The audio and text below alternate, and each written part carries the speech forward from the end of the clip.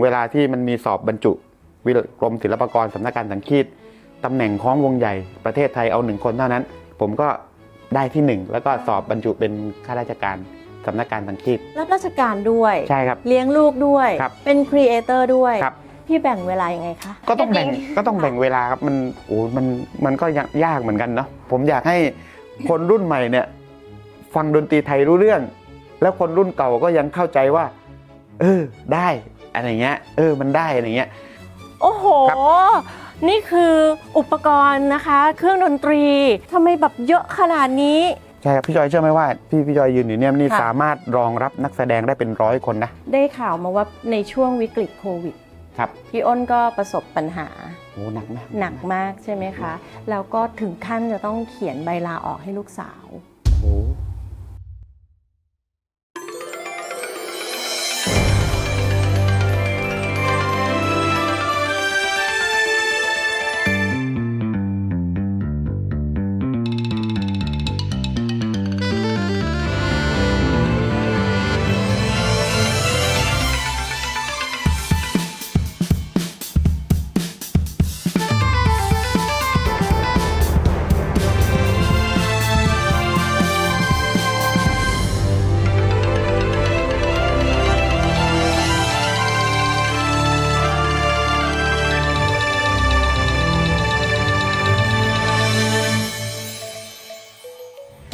สวัสดีค่ะ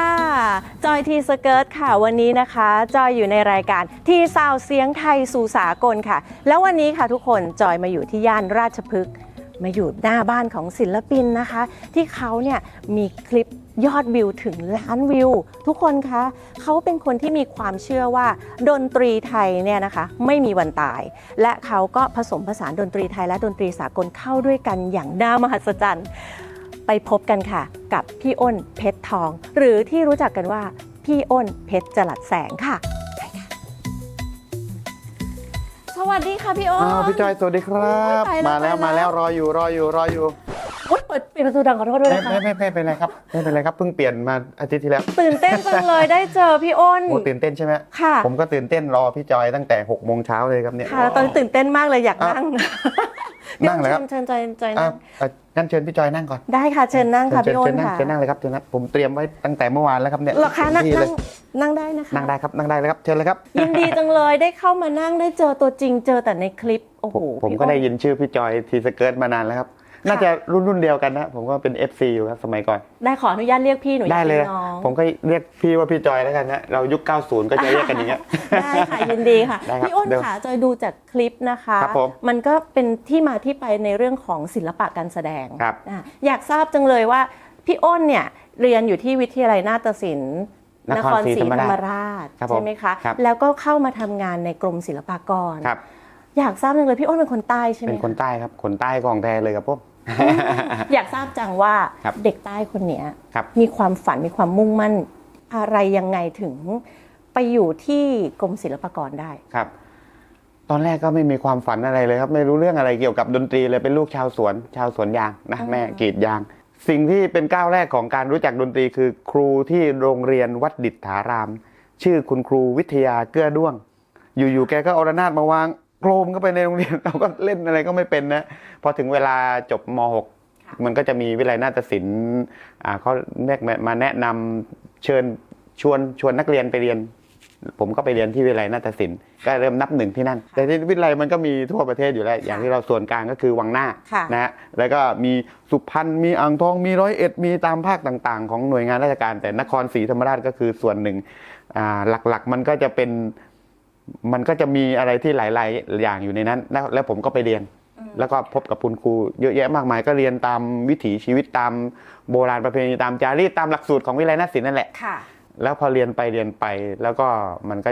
พอเดินทางไปเรื่อยๆก็ยังไม่ค้นพบตัวเองหรอกว่าเรียนทำไมอะไรก็ไม่รู้เหมือนกันผมเคยเอาระนาดเนี่ยตอนปิดเทอมเนี่ยไปนั่งซ้อมในสวนยางที่บ้านเคยมีชาวบ้านมาถามว่าจะเรียนไปทำไมเนี่ยมันได้อะไรมันคืออะไรจะหากินยังไงจะประกอบอาชีพยังไงผมก็ตอบไม่ถูกเหมือนกันแต่รู้ว่าก็กูสนุกก็ไม่รู้ว่าก็เรียนไปนะเรียนไปเรื่อยๆทีนี้ที่วิทยาลัยนาฏศิลป์มันก็มีหลายๆอย่างนะอย่างกรุงเทพเนี่ยมันก็จะมีวงปีพาทย์เลยใช่ไหมที่เป็นพระเอก มันการเรียนดนตรีไทยต้องเรียนที่ภาคกลาง ค่ะ แต่ที่วิเลยนาฏศิลป์น่ะมันมีหลายอย่างมันมีโนรา มีหนังตะลุง สิ่งนี้แหละคือสิ่งที่ติดตัวผมมาใช้ท่องยุทธจักรที่กรุงเทพได้อะไรเงี้ย ค่ะ ผมก็จะมีโอกาสได้เรียนกับคุณครูที่เป็นโนราจริง ๆ เป็นหนังตะลุงจริงๆเรียนนู่นนี่มันก็เลยซึมซับแล้วมีอยู่คนหนึ่งชื่อครูเสถียรดวงจันทิพย์ ค่ะ เป็นนักเขียนนักเขียนหนังสือเลยครับ แกก็เดินทางแกได้ยินกิตติศัพท์ว่ามีคนหนึ่งแบบว่าแบบคนอย่างผมเนี่ยครับก็เดินทางไปหาผมที่นู่นไปฝังตัวอยู่กับผมเลย แล้วก็เปลี่ยนชุดความคิดผมหมดเลยว่าดนตรีมันจะต้องอย่างงู้นวงปีพาดมันจะต้องอย่างงู้นผมก็แปลงร่างเป็นอีกร่างหนึ่งเลยอย่างเงี้ยครับหลังจากจบวิเลยนาฏศิลป์ทีนี้ก็เดินทางมาที่กรุงเทพมหานครก็เรียนสถาบันเทคโนโลยีราชมงคลใช่ไหมตอนนั้นอยู่ที่วังหน้า ค่ะ แล้วก็เรียนก็เจอเพื่อนมากมายครับเจอเพื่อนแต่ละภาคเพราะแต่ละภาคเขาก็จะมาเรียนที่ส่วนกลาง ที่สนามหลวง ใช่ครับวิเลยนาฏศิลป์ทุกภาคต้องมาเรียนรวมกันตรงนี้เรียนระดับปริญญาตรี ตรงนี้ผมก็จะเจอคุณครูสิริชัยชาญ ค่ะ เจอครูปี๊บเจอครูชัยยะ เจอทุกครูในวงการที่เป็นศิลปินแห่งชาติอยู่ตอนนี้รวมอยู่ที่กรุงเทพพอมันถึงเวลาที่มันมีสอบบรรจุกรมศิลปากรสำนักการสังคีตตำแหน่งคล้องวงใหญ่เอา1 คนเท่านั้นประเทศไทยเอา1 คนเท่านั้นตอนนั้นสอบกันทั้งประเทศมาสอบกันทั้งหมด7 คน ค่ะ ผมก็ได้ที่1แล้วก็สอบบรรจุเป็นข้าราชการสำนักการสังคีตในความคิดผมตอนนั้นนะถ้าสามารถเข้ากรมศิลปากรองค์การแห่งชาติได้มันก็คือที่1แล้วก็สุดยอดของจอมยุทธในทางด้านดนตรี ค่ะ ที่อยู่หน่วยงานกลางหน่วยงานหลักได้นี่คือการเดินทางของผมประมาณนี้ครับ ในศาสตร์ของศิลปะการแสดง ใช่ครับ ใช่ไหมคะ พี่อ้นเคยรู้สึกไหมว่าตัวเองมี ครับ พรสวรรค์ทางด้านนี้ พรสวรรค์นะครับ น่าจะมีมั้งครับ บางทีก็มันนั่งอยู่ในห้อง เอ๊ะทำไมเราไม่มีอ้นคนนี้หลาย ๆ คนมันจะได้ทำวงง่ายๆอะไรอย่างเงี้ยนะเรามีความรู้สึกว่าเราคิดอะไรไปทางไหนก็ได้อะไรอย่างเงี้ยมันคือพรสวรรค์ใช่ไหมอย่างนี้ มันคือพรสวรรค์ ผมก็ไม่รู้ คุณผู้ชมคะคือจากที่จอยนั่งฟังแล้วก็พี่อ้นเล่าให้ฟัง ครับ ตั้งแต่ต้น เริ่มต้นชีวิต ครับ ตั้งแต่วัยประถม ครับ นะคะกับ ครับ ดนตรีไทย ครับ และก็ทำมันมาโดยตลอด ครับ แล้วเส้นทางของพี่อ้นก็ ครับ มาบรรจบอยู่ที่สุดยอดที่ ครั สุ บ ด ใช่ครับ ใช่ไหม ครั คะ บครับ ของการแสดง ครับ ค่ะ อันนี้จอยเชื่อว่ามันน่าจะเป็นการเดินทางของคนที่มีพรสวรรค์ ผมว่าก็ต้องน่าจะทั้งพรสวรรค์แต่ว่าพรสวรรค์อย่างเดียวก็ไม่ได้เนาะ ต้องแสวง จ ด้วย ริง ๆ แล้วฝึกหนักมาก ค่ะ เพราะว่าดนตรีที่จะเข้ากรมศิลปากรได้เนี่ยผมเวลาผมอยู่ในวงการผมรู้เลยว่าต้องคนกรุงเทพเท่านั้น เพราะว่ามันดนตรีมันก็เหมือนภาษาพูดต้องพูดให้ชัด เป็นคนใต้เนี่ยเล่นดนตรีไทยยังไงก็ไม่เก่ง เล่นยังไงก็ไม่ชัด แต่คนภาคกลางหนูเก่งมาก ค่ะ ทีนี้ลองคิดดูแล้วกันว่าผมต้องฝ่าวงล้อมขนาดไหน ถึงจะทะลุทะลวงสอบเข้าไปได้ชิงคนภาคกลางทั้งหมดได้อะไรเงี้ย ค่ะ ผมซ้อมหนักมาก ค่ะ ซ้อมเอาเป็นเอาตายเลย ค่ะ ครับ คุณผู้ชมคะ อย่างที่พี่อ้นบอกอะนะคะว่า ครับ การถึงแม้ว่าเราจะมีพรสวรรค์ก็ตาม ครับ แต่ว่าเราต้องมีความอดทน และการฝึกซ้อมอย่างหนัก หนัก ก็ มาก สิ่งที่สำคัญ หนักมาก ใช่ไหมคะ คือเราไม่ต้องรอให้ใครบอก เราต้องบอกตัวเองเลยการจะทำอะไรสักอย่างการจะเล่นดนตรีหรือทำอาชีพอะไรแล้วแต่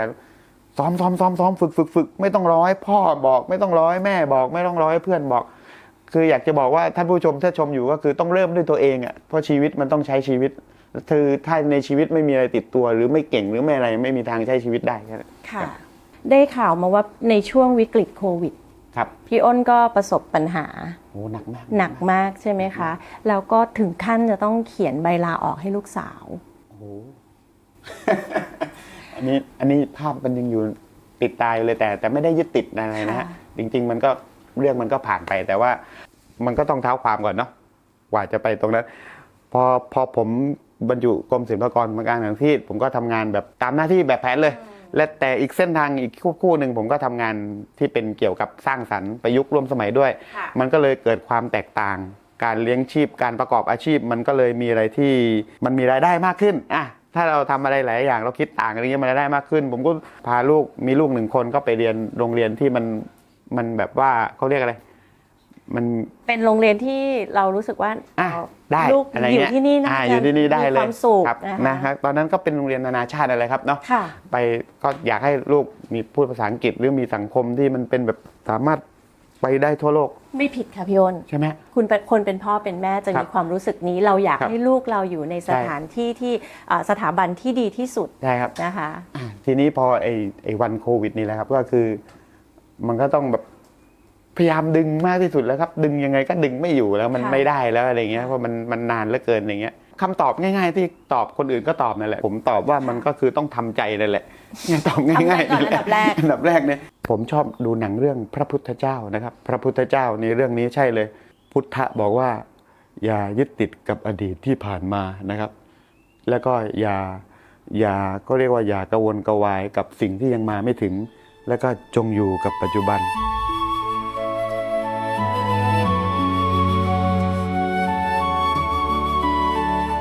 อันนี้เลยจริงๆนะทุกคนต้องไปดูหนังเรื่องพระพุทธเจ้าเลยพุทธะนี่มันคือเรื่องจริงเลย ค่ะ ผมก็อยู่กับปัจจุบัน ผมคุยกับอุ้มเลยอุ้มคือเมียผม วันที่เกิดเหตุการณ์โควิด วันที่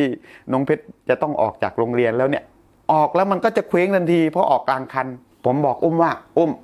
เราต้องมีแผนสำรองตลอดเวลา อันนี้เรื่องจริงเลยนะ เพราะว่าแผนสำรองของเราไม่ได้จบที่แผน2ผมสมมติว่าแผน1ไม่ได้ ผมจะแผน2แผน2ไม่ได้แผน3ไปแผน4แผน5แผน6แผน7แผน8 9 10 11ไปเรื่อยไปไม่หยุดคือไม่ตันเพราะถ้าไม่ตันมันก็ไม่จบอะไรอย่างเงี้ยครับล้มตัวลงนอนวันนี้ก็หมดไปอีกวันนึงแล้วลุกขึ้นมาก็คิดแผนต่อไปคิดแผนต่อไปคิดแผนต่อไปไปเรื่อยๆไปเรื่อยๆจนค้นพบว่าเรามาเริ่มต้นเรื่องโซเชียลกันดีกว่าในสิ่งที่เรามีนี่แหละ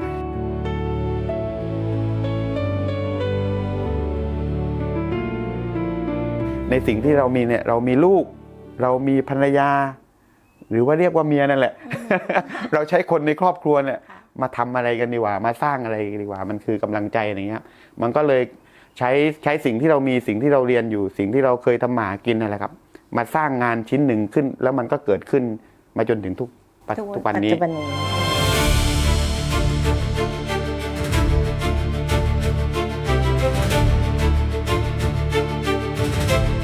ที่จากที่ฟังนะคะพี่อ้นสู้พี่อ้นไม่ถอย แล้วก็ใช้หลักของพระพุทธศาสนาเข้ามาช่วยเยียวยา เรื่องจริงเลย ค่ะ มันเลยทำให้พี่ผ่านจุดนี้ไปได้ ผ่านได้เลย เมื่อหลักพระพุทธศาสนาขึ้นมาปุ๊บปัญญาเกิดใช่ไหมคะ จริงครับจริง มันเลยทำให้เชื่อมต่อกับการทำคลิป โอ้โหมันใช่เลยครับมันใช่เลย ใช่ไหมคะ แล้วผมก็ชอบสอนคนทุกคนเลยครับว่าอยู่กับปัจจุบันอยู่กับปัจจุบันอยู่กับปัจจุบันต้องผ่านมันไปได้ ค่ะเจอรับทราบมาว่าพี่อ้นจะมีคอนเซปต์อย่างหนึ่งว่า ครับ คลิปที่ทำเนี่ยใน TikTok เนี่ย ครับ จะต้องทำให้คนรุ่นเก่าและคนรุ่นใหม่เนี่ยเข้าถึงได้ ใช่ครับ อันนี้คือคอนเซปต์ที่ตั้งไว้เลยใช่ไห ค ม อนเซป คะ ต์ของทีมงานเพชรจรัสแสงทุกคนเลย คือทีมผมชื่อเพชรจรัสแสงนะเป็นงานประยุกต์ร่วมสมัยแล้วก็เป็นงานดั้งเดิม คือเดิมทีเนี่ยผมไม่ใช่เดิมละชีวิตประจำวันก็อย่างเงี้ยชีวิตประจำวันผมก็คือเราพระราชพิธีดนตรีถวายงานอย่างพระบรมศพพระพันปีหลวงอย่างเงี้ยพวกผมก็จะต้องประโคมบรรเลงในพระที่นั่งดุสิตนู่นนี่นะเนี่ยมันจารีตขนาดเนี้ยครับมันจารีตขนาดนี้แล้วทำไมผมถึงมีความคิดว่าคนรุ่นเก่าดูได้คนรุ่นใหม่เข้าถึงเพราะว่าปัจจุบันเนี้ยเราอยู่บนเวทีเนี่ยผมอยู่ในโรงละครแห่งชาติเนี่ยผมมองไปทำไมมีแต่คนแบบที่มีอายุนะครับมีคนที่มีอายุมาดูเด็กรุ่นใหม่ไปอยู่ไหนหมดอะไรเงี้ยแล้วถ้าคนที่มานี่เขาไปหมดแล้วใครจะมาดูอะไรเงี้ยเนี่ยความคิดมันเริ่มตรงนั้นนะครับแต่ว่าทุกวันนี้นะครับกรมศิลปากรที่เป็นอยู่มีเด็กรุ่นใหม่มาดูเยอะแยะมากมายเลยนะครับมันมีการพัฒนามีการปรับขึ้นที่ดีแล้วแรงบันดาลใจผมเกิดจากตรงนั้นแรงบันดาลใจเกิดจากที่ผมเป็นนักดนตรีผมเล่นดนตรีไทยแล้วคนฟังไม่รู้เรื่องนะผมอยากให้คนรุ่นใหม่เนี่ยฟังดนตรีไทยรู้เรื่องแล้วคนรุ่นเก่าก็ยังเข้าใจว่าได้อะไรเงี้ยมันได้อะไรเงี้ยสิ่งพวกเนี้ยถ้าเรามีคอนเซปต์เราคิดอย่างเงี้ยผมคิดว่าคนฟังหรือคนซื้องานเราเนี่ยมันก็จะมีเพิ่มมากขึ้นวันที่คิดไอเดียว่าคนรุ่นเก่าก็ต้องดูได้คนรุ่นใหม่ก็ต้องเข้าถึงเนี่ยพี่มีความกลัวไหมคะว่าคนรุ่นใหม่จะไม่เข้าใจคนรุ่นใหม่จะไม่ยอมรับไม่กลัวเลยครับไม่ได้คิดไม่เคยกลัวเลยว่าทำอะไรไปแล้วคนดูจะด่าหรือคนดูจะไม่เข้าใจคนดูจะฟังไม่รู้เรื่องเพราะว่าทุกตัวโน้ตทุกภาพที่ออกไปบนเวทีที่ผมทำเนี่ยผม